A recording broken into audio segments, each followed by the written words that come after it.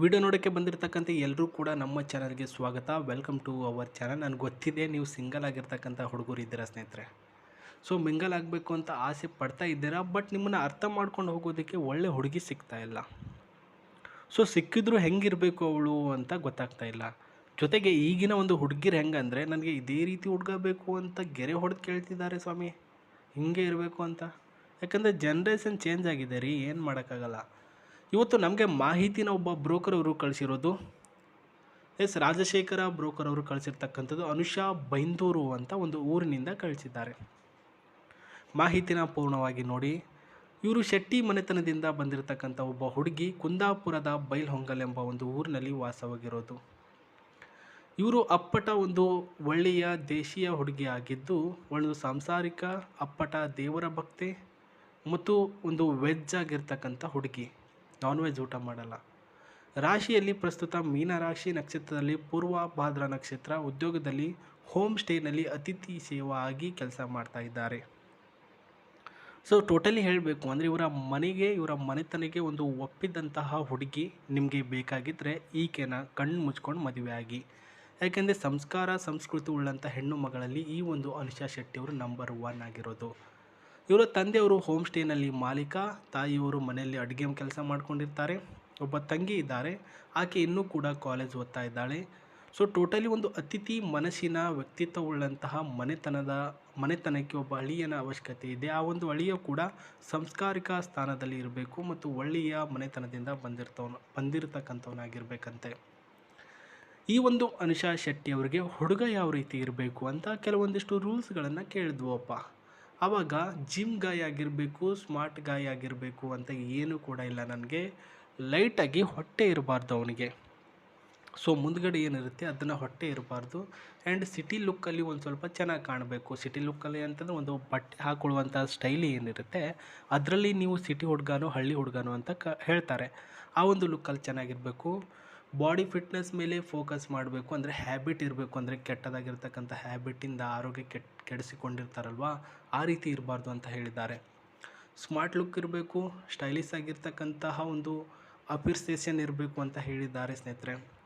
ನಿಮ್ಮ ತಂದೆ ತಾಯಿಯವರ ಜೊತೆಗೆ ಯಾವ ರೀತಿಯಲ್ಲಿ ಕ್ಲೋಸ್ ಇರ್ತೀರಾ ನೀವು, ಅದರ ಮೇಲೆ ಡಿಪೆಂಡಪ್ ಆಗಿ ನಾನು ನಿಮ್ಮನ್ನು ಮದುವೆ ಆಗ್ತೀನಿ. ಸೊ ನಿಮ್ಮ ಜೊತೆ ನಾನು ಒಂದು ತಿಂಗಳುಗಳ ಕಾಲ ಪ್ರಸ್ತುತ ಫ್ರೆಂಡ್ಶಿಪ್ಪಲ್ಲಿ ಇರ್ತೀನಿ. ಇವಾಗ ನಿಮಗೆ ಇಷ್ಟ ಆಗ್ತಾರಲ್ವ ಅವರು, ಆವಾಗ ನಿಮ್ಮ ಜೊತೆ ಒಂದು ತಿಂಗಳು ಫ್ರೆಂಡ್ಶಿಪ್ಪಲ್ಲಿ ಇರ್ತಾರೆ.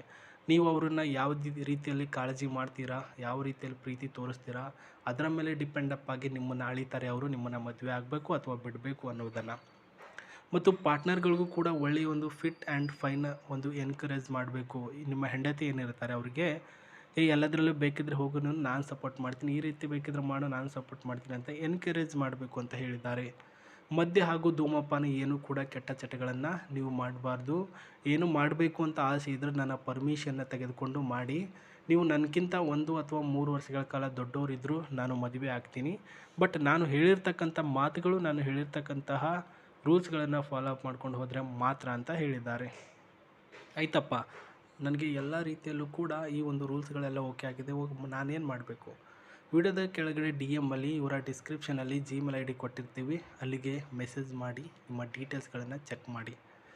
ಇವಾಗ ಎಲ್ಲನೂ ಆಯಿತು. ಇವರನ್ನ ಮದುವೆ ಆದರೆ ನಿಮಗೇನು ಸಿಗುತ್ತೆ ಸ್ನೇಹಿತರೆ? ಮೊದಲನೇದಾಗಿ ಇವರನ್ನ ಮದುವೆ ಆದರೆ ನಿಮಗೆ ಸಿಗ್ತಕ್ಕಂಥ ಆಫರ್ ನಂಬರ್ 1, ಈ ಒಂದು ಟೊಯೋಟಾ ಅರ್ಬ್ಯಾನಿಕ್ ಕ್ರೂಜರ್ ಕಾರ್. ಇದು ಓಲ್ಡ್ ಮಾಡೆಲ್ ಕಾರು. ಸೊ 2020ನೇ ಇಸ್ವಿಯಲ್ಲಿ ಖರೀದಿ ಮಾಡಿರ್ತಾರೆ ಇದನ್ನು, ಅಂದರೆ ಒಂದು ತೆಗೆದುಕೊಂಡಿರ್ತಾರೆ. ಇವಾಗ 2 ಲಕ್ಷ ರೂಪಾಯಿಯಲ್ಲಿ ಈ ಒಂದು ಗಾಡಿನ ಇವರ ಜೊತೆಲಿರೋರು ಕೇಳ್ತಾ ಇದ್ದಾರೆ, ನಾನು ಕೊಡಿ, ನಾನು ತಗೊಳ್ತೀನಿ ಅಂತ. ಬಟ್ ಇದನ್ನೇ ರಿಪೇರಿ ಮಾಡಿ ನನ್ನ ಮದುವೆ ಆಗುವಂತಹ ಗಂಡನಿಗೆ, ಮನೆಯ ಅಳಿಯನಿಗೆ ಇದನ್ನು ಗಿಫ್ಟಾಗಿ ಕೊಡೋದಕ್ಕೆ ತಯಾರಿ ಮಾಡ್ಕೊಂಡಿದ್ದಾರೆ. ನೀವು ಒಂದು ಸಲ ನೋಡ್ಕೊಂಡ್ಬಿಡಿ. ಸೊ ವರದಕ್ಷಿಣೆ ಯಾರೂ ಹೆಚ್ಚಾಗಿ ಕೊಡಲ್ಲ. ಈಗಿನವ್ರು ಹೆಣ್ಣು ಸಿಕ್ಕರೆ ಸಾಕುವಂತಹ ಒಂದು ಮಟ್ಟಿಗೆ ಬಂದಿದ್ದೀವಿ ನಾವು ಗಂಡು ಮಕ್ಕಳು. ಯಾಕಂದರೆ ಅಷ್ಟೊಂದು ಡಿಮ್ಯಾಂಡ್ ಮಾಡ್ತಾಯಿದ್ದಾರೆ ಹೆಣ್ಮಕ್ಳು. ಅಂಥದ್ರಲ್ಲಿ ನನಗೆ ಒಂದು ಹೆಣ್ಣು ಕೊಟ್ಟು, ಇದೊಂದು ಕಾರು ಕೊಟ್ಟು, ಮದುವೆಗೆ ಸ್ವಲ್ಪ ದುಡ್ಡು ಕೊಡ್ತೀನಿ ಅಂತಹ ಮುಂದೆ ಬರ್ತಿರ್ತಕ್ಕಂಥ ಹೆಣ್ಣು ಮಕ್ಕಳನ್ನು ಬಿಡಬೇಕಾ ನಾವು? ಯಾಕ್ರಿ ಬಿಡಬೇಕು? Try the best. ಟ್ರೈ ಮಾಡೋದು ಸಿಗುತ್ತೋ ಸಿಗಲ್ವದು ಸೆಕೆಂಡ್ರಿ. ಸೊ ಇದರ ಇಂಜಿನ್ ಬಂದು 1462 ಇಂಜಿನ್ ಮತ್ತು ಪೆಟ್ರೋಲ್ ವೇರಿಯಂಟ್ ಟಾಪ್ ಸ್ಪೀಡ್ ಬಂದರೆ 165ರ ಟಾಪ್ ಸ್ಪೀಡ್ ಮತ್ತು 170ರ ಒಂದು ಟಾಪ್ ಸ್ಪೀಡ್ ಇದೆ. ಮೈಲೇಜಿಂಗ್ ಬಂದರೆ 18ರಿಂದ 20ರ ಒಂದು ಮೈಲೇಜಿಂಗ್ ಇರ್ತಕ್ಕಂತಹ ಗಾಡಿ ಇದು. ಮತ್ತು ಇದರಲ್ಲಿ ಸೀಟು ಬಂದು ಪ್ರಸ್ತುತ SIV ಸೀಟ್. ರಿವ್ಯೂ ಬಂದರೆ ರಿಲೇಬಲ್ ಮತ್ತು ಲೋ ಕ್ವಾಲಿಟಿ ಮೇಂಟೆನೆನ್ಸ್, ಅಂದರೆ ತುಂಬ ಕಡಿಮೆ ಖರ್ಚಿನಲ್ಲಿ ಇದು ರೆಡಿಯಾಗುತ್ತೆ ಗಾಡಿ ನಿಮಗೆ ಸಿಗ್ತಾ ಇದೆ. ನೋಡೋಕ್ಕೆ ಹೋಗ್ಬೇಡಿ, ಜಸ್ಟ್ ಕಣ್ಣು ಮುಚ್ಕೊಂಡು ಆಯಿತು ನನಗೆ ಕೊಡಿಸಿ ನಾನು ಅವ್ರನ್ನ ಮದುವೆ ಆಗ್ತೀನಿ ಅಂತ ಹೇಳಿಬಿಡಿ. ಯಾರಿಗೆ ಹೇಳಬೇಕು? ನನಗೆ ಹೇಳಬೇಕಲ್ಲ.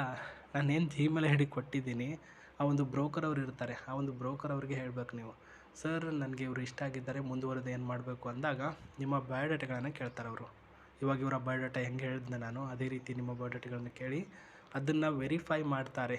ಅವ್ರಿಗೆ ನೀವು ಮ್ಯಾಚ್ ಆಗ್ತೀರಾ, ಜೊತೆಗೆ ಅವರಿಗೆ ನೀವು ಇಷ್ಟ ಆಗಿದ್ದೀರಾ, ಓಕೆ ಅಂತ ಹೇಳ್ತಾರೆ. ಅದಾದ ನಂತರ ಅವರು ಹುಡುಗಿ ನೋಡ್ತಾಳೆ, ಅವ್ರ ಮನೆಯವ್ರು ನೋಡ್ತಾರೆ, ನಿಮ್ಮನ್ನು ಕರೀತಾರೆ. Next ಆಗ್ತಕ್ಕಂತಹ processing.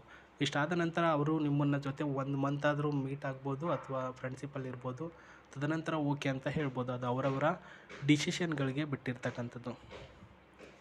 ಇದು ನಡೀತಕ್ಕಂತಹ ಪ್ರೊಸೆಸಿಂಗ್ ಆಗಿತ್ತು ಸ್ನೇಹಿತರೆ. ಯಾರಾದರೂ ಸಿಂಗಲ್ ಆಗಿರ್ತಕ್ಕಂಥ ಹುಡುಗರಿದ್ದರೆ ಅವ್ರಿಗೆ ಶೇರ್ ಮಾಡಿ, ಅಥವಾ ನೀವೇ ಮದುವೆ ಆಗಬೇಕು ಅಂತ ಡಿಸೈಡ್ ಮಾಡಿದ್ರೆ ಜಿಮೇಲಲ್ಲಿ ಮೆಸೇಜ್ ಮಾಡಿ. ಸೊ ಒಳ್ಳೆಯದಾಗಲಿ, ನೀವು ಅಂದುಕೊಂಡಿದ್ದು ಎಲ್ಲನೂ ಕೂಡ ಈಡೇರಲಿ ಅಂತ ನಾನು ಕೂಡ ದೇವರ ಹತ್ರ ಬೇಡ್ಕೊಳ್ತೇನೆ. ಆ್ಯಂಡ್ ಇರೋಷ್ಟು ದಿನ ಚೆನ್ನಾಗಿರಿ. ಲೈಫ್ ಇರೋದೇ ಒಂದೇ ಸಲ ಬರೋದು ಈ ರೀತಿ, ಅದನ್ನು ಎಂಜಾಯ್ ಮಾಡಿ. ನಿಮ್ಮ ತಂದೆ ತಾಯಿಯವ್ರನ್ನ ಚೆನ್ನಾಗಿ ನೋಡ್ಕೊಳ್ಳಿ. ಆ್ಯಂಡ್ ನಿಮ್ಮ ಒಂದು ಕನಸು ಎಲ್ಲನೂ ಕೂಡ ಈಡೇರಲಿ ಅಂತ ಹೇಳ್ತಾ ಮತ್ತೆ ಸಿಗ್ತೀನಿ ನಿಮಗೆ. ನಮಸ್ತೆ.